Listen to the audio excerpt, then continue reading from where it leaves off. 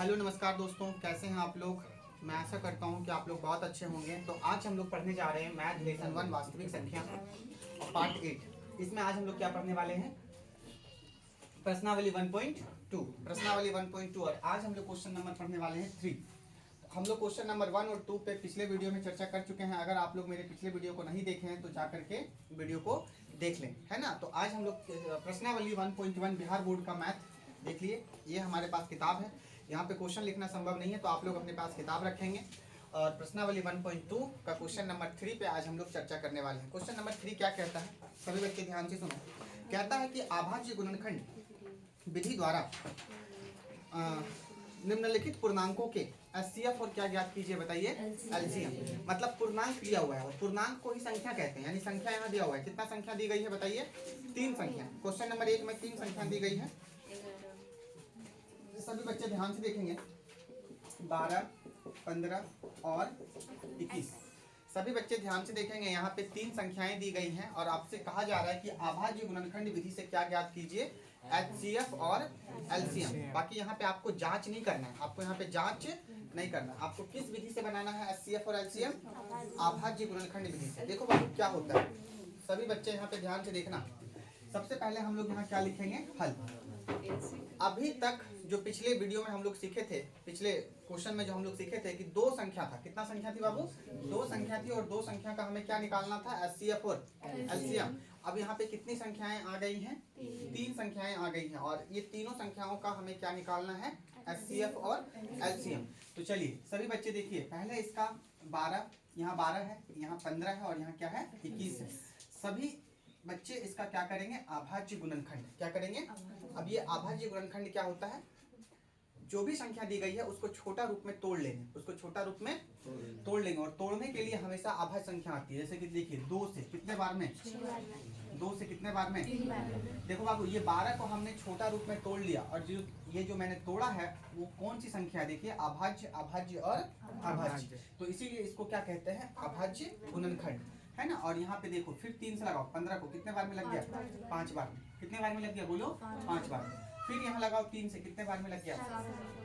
अब ये 5 आगे नहीं बढ़ेगा, ये 7 पे आगे नहीं बढ़ेगा। क्यों नहीं बढ़ेगा, क्योंकि 5 आभाज्य संख्या है, 7 भी आभाज्य संख्या है। अब ये किसी टेबल से नहीं लगेगा, ठीक है। तो बस इतना ही रख देना है। अब देखो बहुत सारे बच्चों ने गलती किया था टेस्ट में। देखो यहाँ कैसे बनेगा, सभी बच्चे देखिए। 12 का क्या क्या आया, ये जो 12 है, जब मैंने इसको इस 12 को तोड़ा तो क्या क्या आया, 12 बराबर क्या क्या आया, 2 गुना 2 गुना 3। फिर देखो 15 है, 15 को जब तोड़ा गया तो क्या क्या आया, 3 गुना 5। और जब 21 को तोड़ा गया तो क्या क्या आया, 3। देखिए 3 गुना 7। अब यहाँ पे 3 संख्याएं हैं और इसका निकालना है एचसीएफ और एलसीएम। तो इसका एचसीएफ और एलसीएम कैसे निकलेगा, यही चीज यहाँ पे दिखाना है। सभी बच्चे ध्यान से देखिएगा, सभी बच्चे ध्यान से देखिएगा।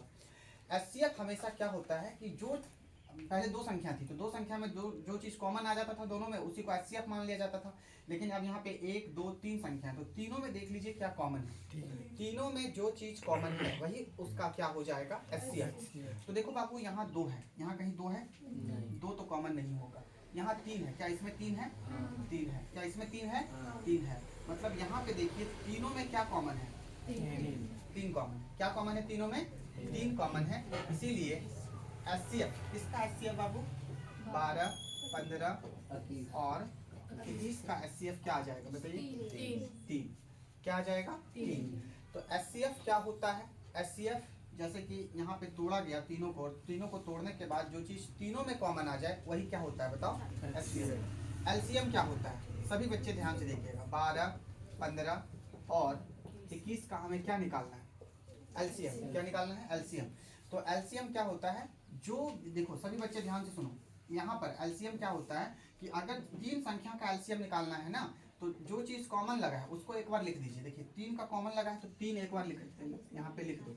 उसके बाद देखिए क्या करना है, उसके बाद देखिए 2 का और कहीं जोड़ा भी लगता है, अगर 2 संख्या का भी जोड़ा लग जाए तो एक ही ठो लिखेंगे। याद रखिएगा एलसीएम में 2 संख्या का भी अगर जोड़ा लग जाए तो उसको एक ही को लिखेंगे, अगर नहीं लगे जोड़ा, है ना, तो सब लिख देंगे। 2 यहाँ है और कहीं 2 है नीचे, 2 यहाँ है और कहीं 2 है, 7 है कहीं 7 है, 5 है कहीं 5 है, नहीं, तो सबको गुना में लिख दीजिए। जो भी चीज बच गया सबको क्या चीज में लिख दीजिए, गुना।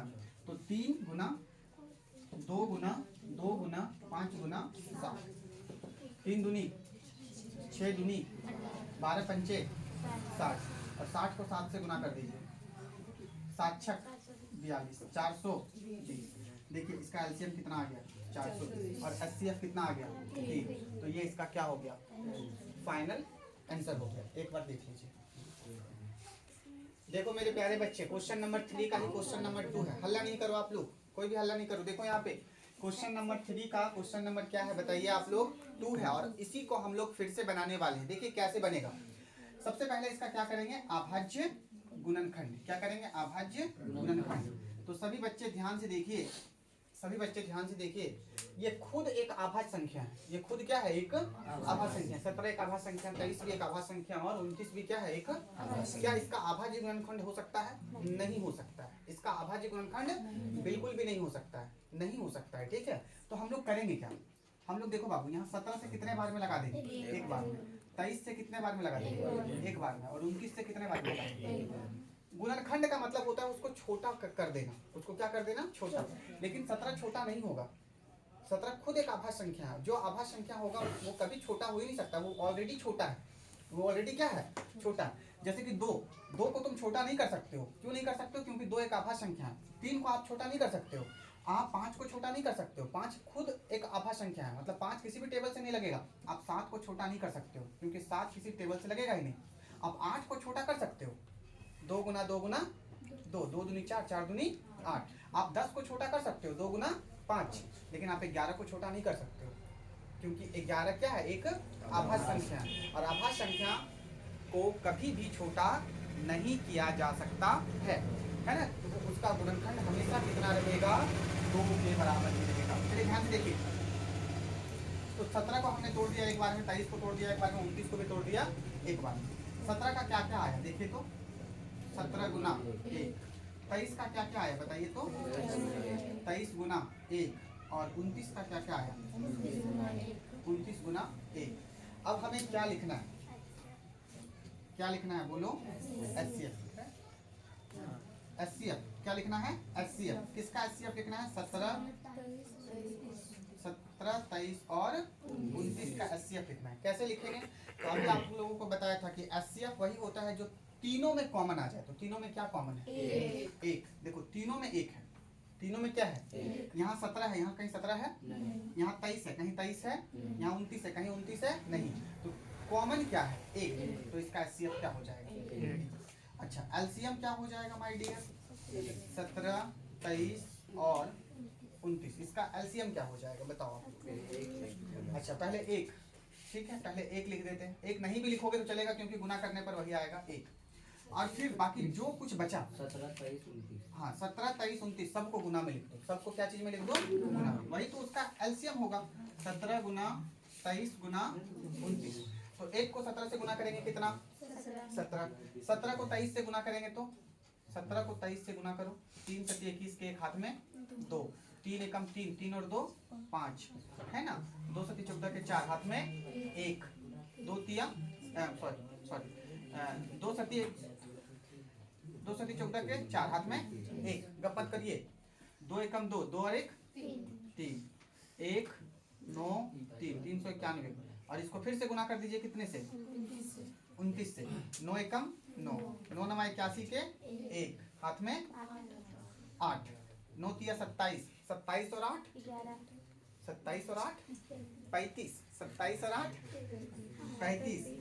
कोई बात नहीं, 2 एकम 2, 2 9 18 के 8 हाथ में 1, 2 तिया 6, 6 और 1 7, 9 3 8 5 13 के 3 हाथ में 1, 7 3 10 और 1 11, 11 33 9, 11 33 9, 11,339।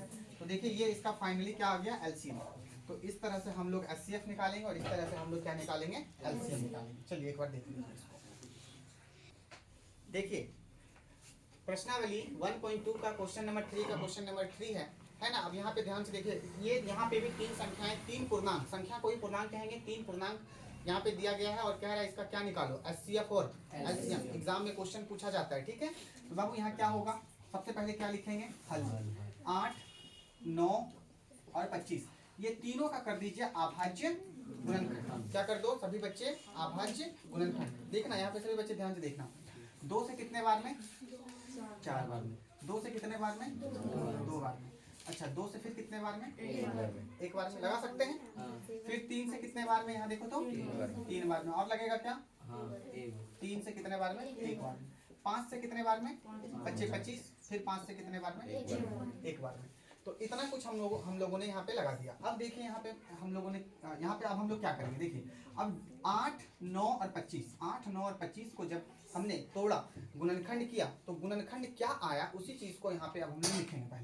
पहले 8 क्या क्या आया, 9 क्या क्या आया और 25 क्या क्या आया, छोटा रूप में वो लिख लेंगे। 8 का क्या क्या वैल्यू आया, 2 गुना 2 गुना 2 गुना 1, 2 दूनी 4, 4 दूनी 8, एकम 8, ठीक है। फिर 9 का क्या क्या आया, 3 गुना 3 गुना 1, यही आया। फिर 25 का क्या क्या आया बताओ, 5 गुना 5 गुना 1, ये तो आ गया। याद रखना अगर यहाँ पे कोई भी चीज में पेयर नहीं लग रहा है तो एक ऐसी संख्या होती है जो तीनों में होती है, जो कहाँ होती है बाबू, तीनों में, ठीक है। तो यहाँ पे आप लोग सभी बच्चे ध्यान दें कि यहाँ 2 है और कहीं 2 है। अब यहाँ पे आप लोग ऐसे 3 का मत लगा देना पेयर, ऊपर तीनों में होना चाहिए कॉमन। तो यहाँ 2 यहाँ 2 यहाँ 2, कहीं 2 है और 2 का तो पेयर गया। 3 यहाँ है और कहीं 3 है ऊपर नीचे नहीं। 5 है कहीं और 5 है नहीं, लेकिन यहाँ 1 है तो यहाँ भी 1 है, यहाँ भी 1 है। अगर यहाँ 1 है तो यहाँ भी 1 है, यहाँ भी 1 है। तीनों में क्या कॉमन हो रहा है, क्या कॉमन हो रहा है, 1, यानी 1 कॉमन हो रहा है। तो हम लोग यहाँ क्या लिखेंगे, HCF। किसका HCF बताओ, अरे जो संख्या दी गई है इसी का HCF लेंगे। किसका HCF, 8, 9 और 25 का HCF कितना, 1। देखो जो तीनों में मिल जाए वही HCF, जो तीनों में मिल जाए वही HCF। और LCM क्या हो जाएगा, किसका LCM, 8, 9 और 25 का। तो जो कॉमन लग गया उसको लिख दो और गुना सबको लिख दो, सबको गुना में लिख दो। सबको क्या चीज में लिख दो, गुना में। अगर 2 संख्या का भी पेयर लग जाता तो एलसीएम में 2 संख्या का भी हम लोग क्या लगा देते, पेयर लगा देते। क्या लगा देते बताइए, पेयर लगा देते। लेकिन यहाँ पे 2 संख्या का भी पेयर नहीं लग रहा है तो इसको हम लोग ऐसे बना लेंगे। कैसे, सबको लिख लेंगे गुना में, 2 गुना 2 गुना 2। फिर क्या है 3 गुना 3। फिर क्या है 5 गुना 5। ऐसे गुना कर देंगे। तो गुना कर दीजिए आप लोग सभी बच्चे, 1800 आ जाएगा। अच्छा चलो, 2 दूनी 4 दूनी 8, 8 तिया 24 है ना, 24 तिया 72, 72 पंचे कितना हो जाएगा बताओ, 72 पंचे 360। और 360 को 5 से गुना करेंगे तो कितना हो जाएगा 1800। कितना आ जाएगा 1800। ऐसे गुना आप लोगों को करना है। तो यहाँ पे इसका आंसर कितना आ जाएगा बताइए 1800। एलसीएम कितना आ गया 1800। तो इस तरह का क्वेश्चन आप लोग खुद से यहाँ पे बनाने का प्रयास करो। चलिए ठीक है, चलिए देखिए क्वेश्चन नंबर 3। क्वेश्चन नंबर 3 तो खत्म हो गया, लेकिन एक एग्जाम्पल मैं लेता हूँ और एक एग्जाम्पल लेकर के मैं आप लोगों को यहाँ पे बताता हूँ। एक क्वेश्चन और मैं ले लेता हूँ, ठीक है। और इस तरह का क्वेश्चन आ जाए तो कैसे इसका एचसीएफ और एलसीएम निकालेंगे। तो 15, 175 और 35 का आपको क्या निकालना है, एचसीएफ और एलसीएम। तो सबसे पहले हम लोग यहाँ क्या करेंगे, ध्यान से देखना बाबू। सबसे पहले हम लोग यहाँ क्या करेंगे, 75 का, 175 का और 35 का क्या निकालेंगे, अभाज्य गुणनखंड। तो बाबू कितना से लगेगा ये देख लो तो एक बार, 5 से। कितने बार में, 3 से लगेगा, सॉरी 3 से लगेगा। कितना से लगेगा, 3 से पहले लगाइए। 3 से कितने बार में, 25 बार में। और फिर 5 से कितने बार में, 5 बार में। कितने बार में, 5 बार में। फिर देखो ये कितना से लगेगा, 5 से लगेगा। 5 से 5 दिया 15, 30 पे लगेगा, नहीं लगेगा 5 से ही लगेगा। हल्ला नहीं, हल्ला नहीं। 5 दिया 15, बचा 2, 2 और 5 25, 25 35 बार में। फिर 5 से कितने बार में, 7 बार में। ठीक है, अब यहाँ लगा दो। 5 से कितने बार, बोलो 5 सती 35। और कुछ लगा क्या, नहीं। देखो बाबू 75 का क्या क्या आया, 3 गुना 5 गुना 5। देखो तो 175 का क्या क्या आया, 5 गुना 5 गुना 7। और 35 का क्या क्या आया, 5 गुना। अब सभी बच्चे ध्यान से देखो, इसका आपको निकालना है क्या, HCF किसका HCF निकालना है 75 175 35 का। और इसका क्या निकालना है LCM 75 175 और प्लीज गप नहीं तुम ही लोग गप नहीं देखो इसमें क्या निकालना है HCF। तो HCF क्या होगा अब देख लो ये तीनों जो हमने लिखा इसमें तीनों में क्या चीज से कॉमन है देखो 5 यहाँ भी 5 यहाँ भी और 5 जो तीनों में कॉमन हो 7 यहाँ है 7 यहाँ है क्या यहाँ 7 है नहीं। सभी बच्चे ध्यान से सुनो HCF वही होगा जो तीनों में कॉमन हो। तो तीनों में कॉमन का मतलब जो तीनों में मिले। तो यहाँ 3 है यहाँ कहीं 3 है 3 तो कभी HCF नहीं होगा। यहाँ 7 है यहाँ भी 7 है लेकिन क्या यहाँ 7 है तो 7 भी HCF नहीं होगा। यहाँ 5 और यहाँ पे भी 5। तो ये देखिए ये क्या हो गया आपका मान लो एक चीज और कॉमन हो जाता तो इसको और इसको लिख के क्या कर देते वहां पे गुना कर देते तो वही उसका HCF हो जाता। तो इसका HCF कितना हो गया 5 हो गया। LCM क्या होगा बताओ। तो ये जो कॉमन लगा हुआ है ना इसको तो पहले लिख लेंगे और बताइए क्या सबको गुना में कर देंगे नहीं सबको गुना में नहीं करेंगे। अभी क्या बताया था कि LCM निकालने में आपको ये ध्यान रखना है कि क्या कहीं दो का पेयर लग रहा है क्या। अगर दो का भी पेयर लगेगा तो उसको कितना लिखेंगे एक ही तो लिखेंगे। अगर दो का पेयर नहीं लग रहा है तो सबको लिख देंगे गुना में। लेकिन अगर दो का भी पेयर लग रहा है जैसे देख लो यहाँ पे ये 7 देखो 7 के ठो है 2 हाँ 2 ठो है तो 2 ठो है यहाँ पे 7 का पेयर लग गया तो 1 ठो 7 यहाँ लिख देंगे गुना में एक ही तो लिखेंगे। फिर देखो क्या ये 5 भी 2 ठो है ऊपर नीचे तो कितना 5 लिखेंगे एक ही तो 5 लिखेंगे है ना। अच्छा क्या 3 का भी पेयर लग रहा है नहीं लग रहा तो 3 एक ही तो बचा तो वहाँ पे क्या लिख देंगे 3 लिख देंगे। और इस प्रकार से हम लोग क्या कर देंगे इसको गुना कर देंगे 5 7 35 और 35 को 5 से गुना कर दो 175 और 175 को 3 से गुना कर दो 175 गुना 3 3 25 15 के 5 हाथ में 1 3 7 21 और 1 22 के 2 हाथ में 2 3 500 कितना 525। इसका LCM कितना आ गया बताइए 525। तो इस तरह से आप लोगों को बनाना है। तो इस पर मैं कुछ HW दे देता हूँ आप लोग घर पे इसको बनाने का प्रयास करना ठीक है। चलो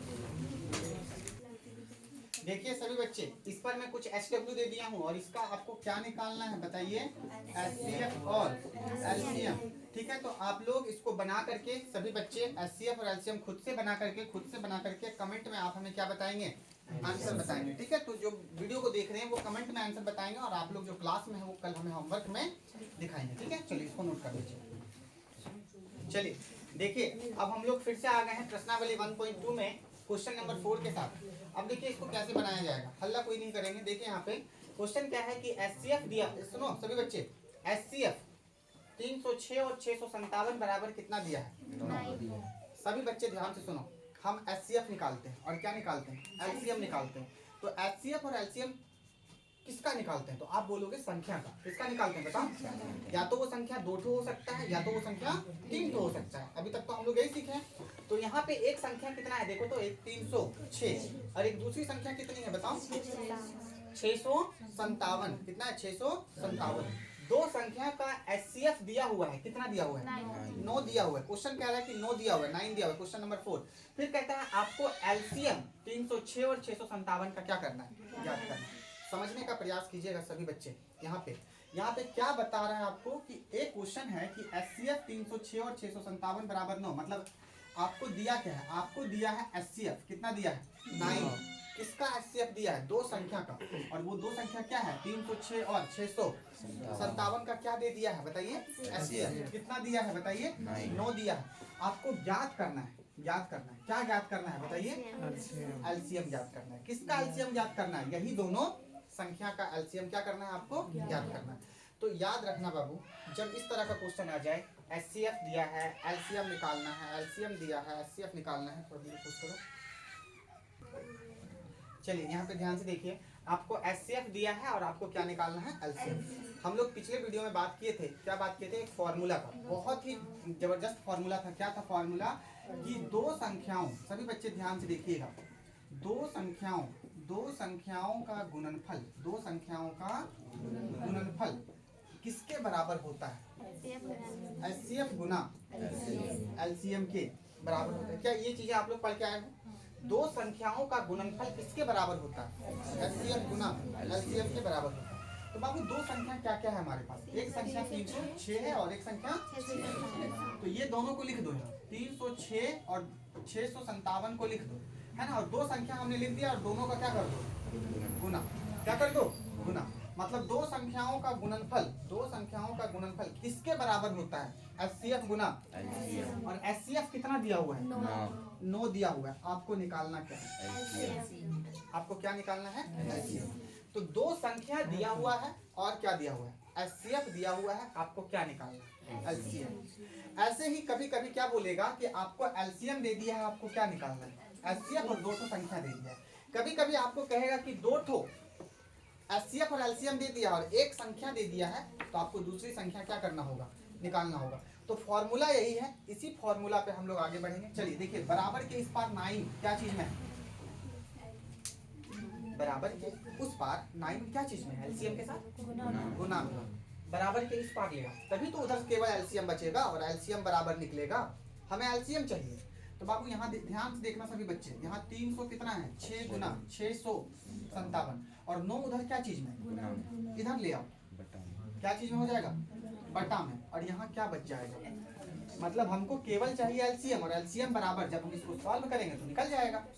9 से इसको कटा दो, 9 से इसको कटा दो, कितने बार में? 34। हाँ 34। कैसे देख लो एक बार, 9 तिया 27, कितना बचा? 3, ये कट गया, मतलब पैसा ले लिए 30 में 27 गया तो 3 बचा, 6 9 चौक 36 कट गया। कितने बार में? 34 बार में। कितने बार में कट गया? 34 बार में। अब यहाँ क्या बच गया? 34 गुना 657 बराबर क्या? एलसीएम। अब 34 को 657 से गुना कर दो। जब 34 को 657 से गुना करोगे तो कितना आएगा? 22 33 8 और बराबर क्या निकल गया? एलसीएम। यानी एलसीएम बराबर कितना निकल गया? 22,338। कितना निकल गया? 22,338। इसी तरह से कभी आपको एचसीएफ निकालने बोलेगा, कभी आपको पहली संख्या निकालने बोलेगा, कभी आपको दूसरी संख्या निकालने बोलेगा, तो a गुना b, दो संख्याओं का गुणनफल, नहीं तो इसको a मान लेना, इसको a गुना b बराबर क्या होता है? एचसीएफ गुना एलसीएम। अब याद रखना ये तीनों चार, देखो कितना ऑप्शन है यहाँ, पहला ऑप्शन, दूसरा, तीसरा और चौथा। अब ये क्या है ना कि चारों में से तुमको 3 चीज दिया रहेगा और चौथा चीज निकालना है। तो यहाँ पे पहली संख्या दिया है, दूसरी संख्या दिया है और क्या दिया है? एचसीएफ दिया है। क्या दिया है? एचसीएफ। आपको चौथा क्या निकालना है? एलसीएम। कभी कभी आपको एचसीएफ नहीं दिया रहेगा, क्या दिया रहेगा? एलसीएम। तो आपको क्या निकालना है? एचसीएफ।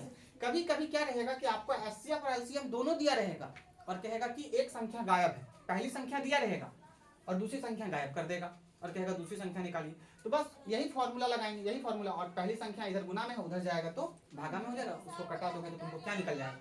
पहली संख्या दूसरी संख्या। तो इस तरह के क्वेश्चन अगर आप लोगों के एग्जाम में आता है तो आप लोग ऐसे बनाने का प्रयास कीजिएगा। चलिए, उम्मीद है कि आपको समझ में आया होगा। देख लीजिए इसको। देखिए सभी बच्चे, क्वेश्चन नंबर 5, प्रश्नावली 1.2 का क्वेश्चन नंबर 5 है। कहता है जांच कीजिए कि क्या किसी प्राकृत संख्या, सभी बच्चे ध्यान से देखिएगा, जांच कीजिए कि क्या किसी प्राकृत संख्या n के लिए संख्या 6 पर पावर n अंक 0 पर समाप्त हो सकती है। सभी बच्चे ध्यान से सुनिए, कोई भी संख्या शून्य पर समाप्त कब होती है? कोई भी संख्या, क्वेश्चन यहाँ पे क्या कह रहा है कि क्या कभी 6 का अगर हम पावर n है, पावर n का मतलब n बराबर नेचुरल नंबर, n का मतलब क्या होता है? नेचुरल नंबर, प्राकृत संख्या। क्या बाबू? प्राकृत संख्या। प्राकृत संख्या क्या होता है? 1 क्या होता है? 2 क्या होता है? 3 क्या होता है? 4। मतलब 6 का पावर 1 क्या? 6। 6 का पावर 2 कितना? 36। 6 का पावर 3 कितना हो जाएगा? 216। ऐसे ही 6 पर पावर जब 4 करेंगे तो जो संख्या आएगी क्या वो शून्य पर समाप्त होगी? देखो कितना पर समाप्त हो रही है? 6 पर। कितना पर समाप्त हो रही है? कितना पर समाप्त हो रही है? 6 पर। और क्वेश्चन कह रहा है कि जांच करो आप लोग कि क्या 6 पर पावर n करने पर, 6 पर पावर n का मतलब है कि जब हम 6 पर पावर 1 रख देंगे, 2 रख देंगे, मतलब नेचुरल नंबर रख देंगे, प्राकृतिक संख्या रख देंगे, 3 रख देंगे, 4 रख देंगे, तो क्या ये 6 जो हमको संख्या देगी क्या वो शून्य पर समाप्त होगी? शून्य पर समाप्त हो सकती है कि नहीं हो सकती है? तो हम लोगों को यहाँ पे दिख रहा है कि शून्य पर समाप्त नहीं हो सकती है। तो शून्य पर समाप्त होने के लिए हमको क्या करना होगा? सभी बच्चे ध्यान से सुनो, कोई भी संख्या शून्य पर कब समाप्त होती है? जैसे समझो, थोड़ा सपोज करो कि एक संख्या हमारा 4 है, कोई भी संख्या हमारा 4 पे, देखो यहाँ पे मान लो ये संख्या 4 है, ये क्या है बाबू 4, तो क्या 4 शून्य पर समाप्त हो रही है? नहीं हो रही है। शून्य पर समाप्त ये कब होगी? जब इसमें कम से कम एक बार क्या कर देंगे, 2 गुना 5 से 4 को क्या कर देंगे, गुना। 2 पंचे 10, 10 चौक 40। अब देखो ये 4 जो शून्य पर समाप्त नहीं हो रही थी, अब देखो ये 4 कितना पर समाप्त हो रही है? शून्य पर। जैसे कि मैं यहाँ पे लिख दूं, मान लो मैं यहाँ पे आपको लिख दूं 5, क्या लिख दूं? 5। तो क्या ये 5 शून्य पर समाप्त हो रही है? अभी नहीं हो रही, लेकिन इस 5 में कम से कम एक बार क्या कर देंगे, 2 गुना 5। 2 गुना 5 से जब इसको हम गुना कर देंगे तो ये कितना पर समाप्त हो जाएगी? शून्य पर। 2 पंचे 10 और 10 पचे 50। देखो शून्य पर समाप्त कोई संख्या तभी होगी जब उसमें एक बार क्या आ जाए, 2 गुना 5। अगर 2 गुना 5 नहीं आया तो शून्य पर जिंदगी में वो कभी समाप्त नहीं होगी। अच्छा 2 गुना 5 ही क्यों? क्योंकि 2 को जब हम 5 से गुना करते हैं तो कितना होता है? 10। और 10 को किसी भी संख्या से गुना करने पर लास्ट में वो देगा क्या? 0। लास्ट में वो क्या देगा? 0।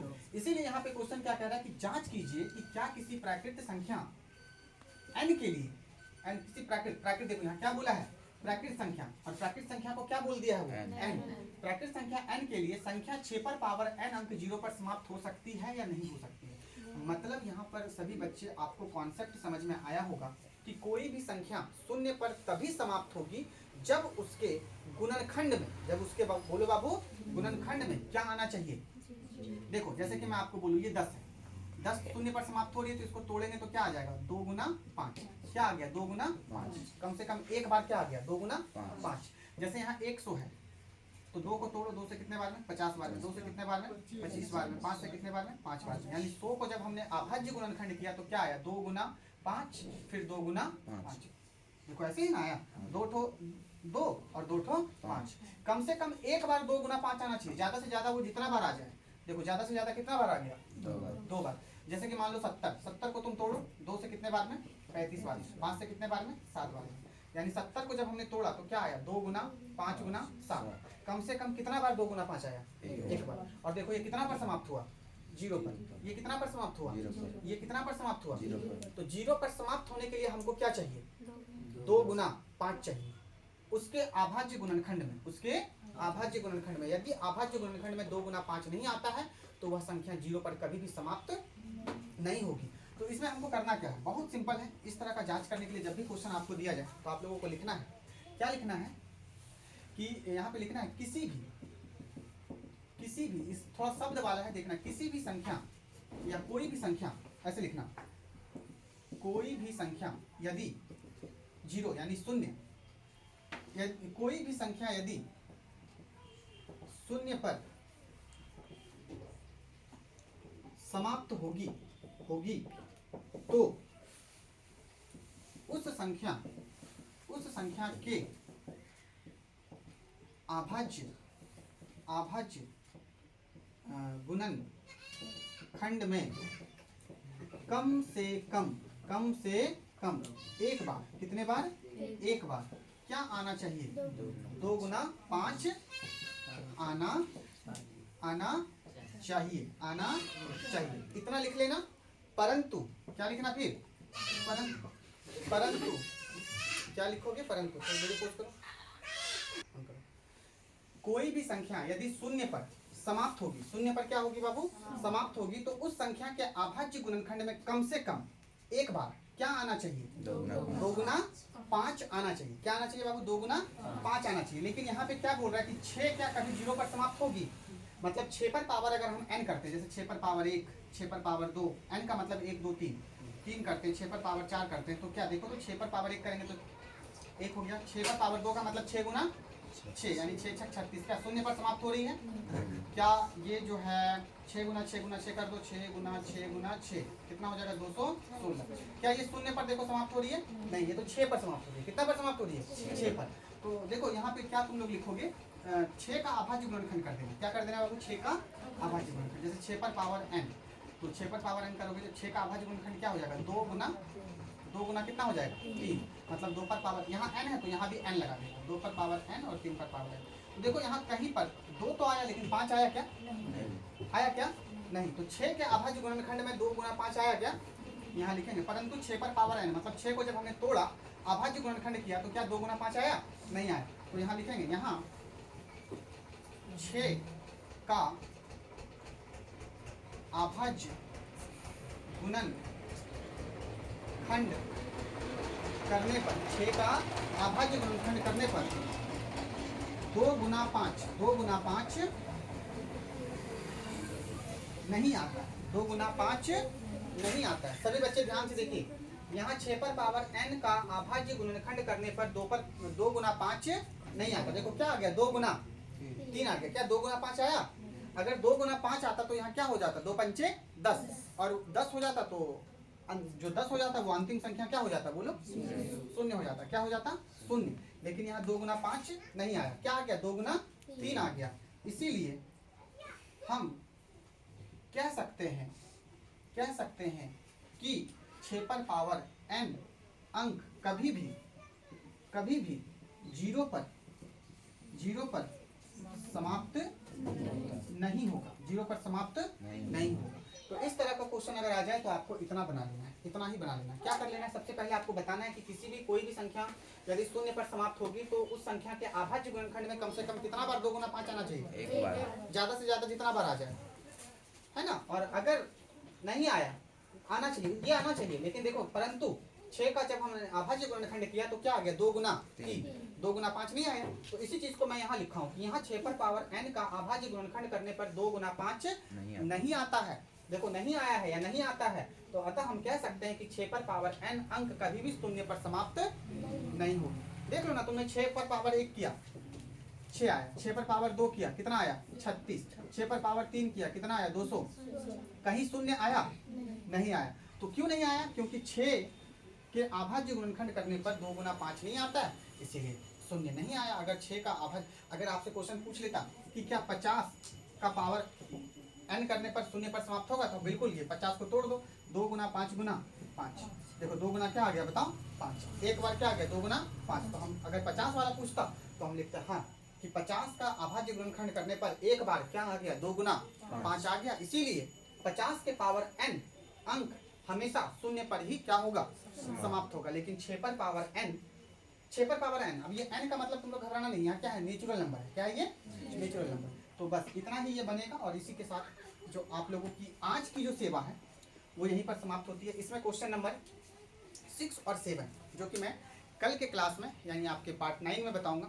अगर आप लोगों को वीडियो अच्छी लगती है तो आप लोग इसको जो है बढ़िया से देखिए, बनाइए, समझने का प्रयास कीजिए। और अगर आप चैनल पे नए हैं तो चैनल को सब्सक्राइब कर लीजिए, अपने दोस्तों तक वीडियो को शेयर कीजिए, है ना। पसंद आता है तो इसे बहुत आगे बढ़ाइए, ठीक है। लास्ट तक वीडियो को देखने के लिए दिल से शुक्रिया, बहुत बहुत धन्यवाद आप लोगों का। जय हिंद, जय भारत।